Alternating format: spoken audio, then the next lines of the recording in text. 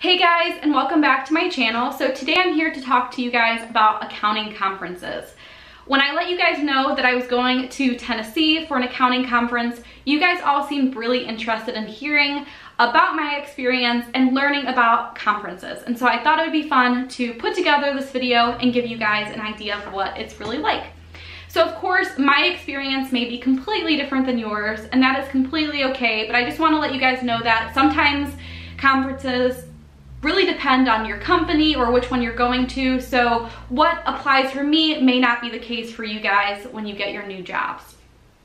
So I did plan on doing this video in Tennessee. I did actually film lots of different pieces, but the lighting was pretty bad and I felt like it was kind of all over the place. So what my plan is for this video is to talk about all the topics related to conferences, but to break it out into different time slots so that if you guys are interested in outfits for conferences or costs, in the description box I will have the time breakout for each section and you can kind of skip to what you want to know about.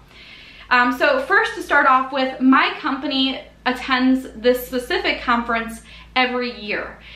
So it's really nice, and one thing that's I think is very different that my company does that a lot of companies don't do is that most of our accounting employees go to this conference. A lot of our customers who also attend the conference that we went to send one or two people, but for us, we normally send everyone who is available to go, and that's really nice. So everybody gets the opportunity to go, but if you're starting at a new company and they're talking about conferences, I would definitely reach out to them and see what the availability is. Like, you know, do you get to go every couple of years? Does everybody get to go? Just to get an idea of what it's like. So like I said, our company goes every year, and the nice thing is every year it's in a different location. So for me, I get to experience a lot of new places that I wouldn't have necessarily gone to without the conference. So my first year I went to Indianapolis. I think I visited Indiana, but I've never gone to Indianapolis, so that was really nice. My second year we went to Las Vegas, and that was my first time in Las Vegas. It was really fun to see it. I think Go Wild is in Las Vegas, so I might go back. I'm hoping to go Wild this year. But anyway, so then this year was in Tennessee. Next year it will be in Arizona. So it's kind of nice because a lot of times conferences are in different states and you're able to go and experience something new, which is what I love. And you get to do that, which brings me to my next category, costs. So the nice thing about conferences is that usually all of your expenses are covered by your company. And again, this is my experience, so it might be a little different for everybody, but everything for me is covered. So for example, my airfare is covered, my hotel is covered, any meals, so breakfast, lunch, dinner, snacks, all covered by the company. Now, that's all very nice, but a lot of people bring their spouses or their kids with them, and when you do that, those expenses are not covered. So when I bring Jason or when I bring Macy, I am paying out of pocket for them to go. So just keep that in mind. A lot of people make these trips into vacations. I think last year when we went to Florida, my coworker brought her daughter and her husband, and they made it a little family vacation because who doesn't want to go vacation in Florida? It's amazing, right? So just keep that in mind. Again, my experience, it might vary, but from what I've seen and what I've experienced, usually the employee is just a free type of thing. Okay, so besides costs, timeline. What does it look like when you're there? How much time do you have to spend besides, you know, the meetings and all of that? And in my experience, you have very little time. So how it worked when we went this time. We arrived Thursday afternoon and we left on Sunday morning. So on Thursday, that's usually just kind of a travel day. A lot of people show up sometime on that Thursday, and usually for other people besides our company, it's kind of like, you know, you get to check in, relax a little bit, you get to explore the city a little bit. But for us, we host a hospitality room, and I'll get to the hospitality room in a little bit. But that means that we all have time slots of when we need to be in that room and kind of entertain our customers. And so for us, that day includes a couple hours of entertaining guests and all of that. So your first day, again, for us, 2 hours of being in the hospitality room, but besides that, you're traveling and you're kind of getting the lay of the land. A lot of people choose that day to kind of go out, to hang out, to go out to dinner, do fun things, because that's really the biggest chunk of time that you have that's kind of free. Then on Friday, we had breakfast and check-in from like 7:30 to 8:30. So that's a little bit of wiggle room that you can, you know, kind of, if you want to have breakfast at 8:25, you can, or if you want to come socialize a little bit, you can. But usually the meetings start around 8:30 or 9, and then you have your sessions from 8:30 until usually like 4:30.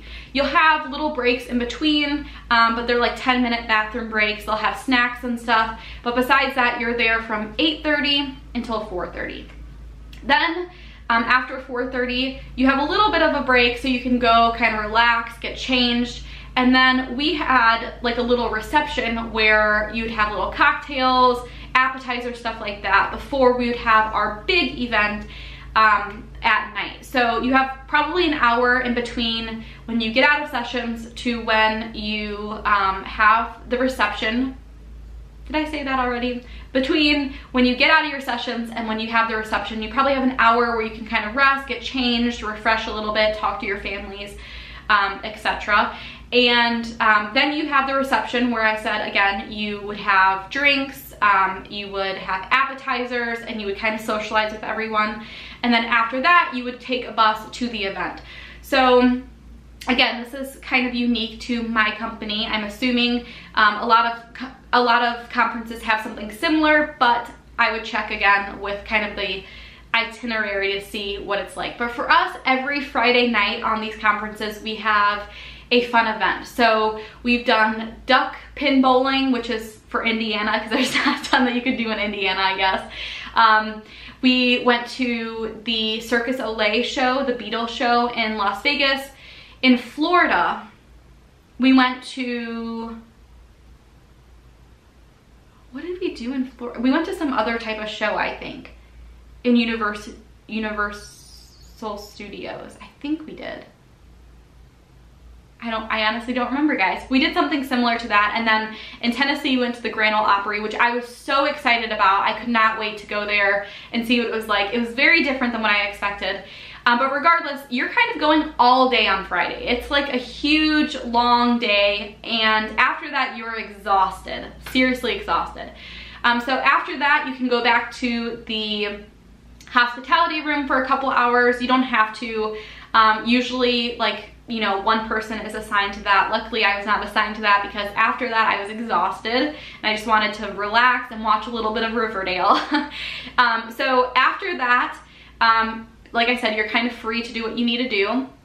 On Saturday, sessions start up again at 8:30. You can have breakfast again right before that. And then they usually go until about noon. Then you're kind of free to do what you need to do except for the hospitality room. So that's kind of the layout. Usually for our conferences, it's a day and a half. Again, every conference, the time will vary, but usually you're pretty packed full with all of these sessions. And in the sessions, you're learning about accounting changes. Ours are very specific to the insurance industry because that's the industry that I work in, but we did learn a lot about tax reform and stuff like that in the conference sessions. So that's kind of what you're learning about. Sometimes they'll have like motivational speakers. I think in Florida they had a speaker who was like a motivational speaker, but he also did some type of like escape thing from a straitjacket. So it kind of varies depending on each year.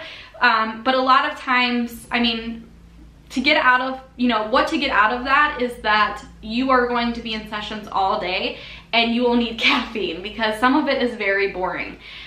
So just keep that in mind. It is very beneficial sometimes to go to those meetings and you learn a lot, but it is a long, long day.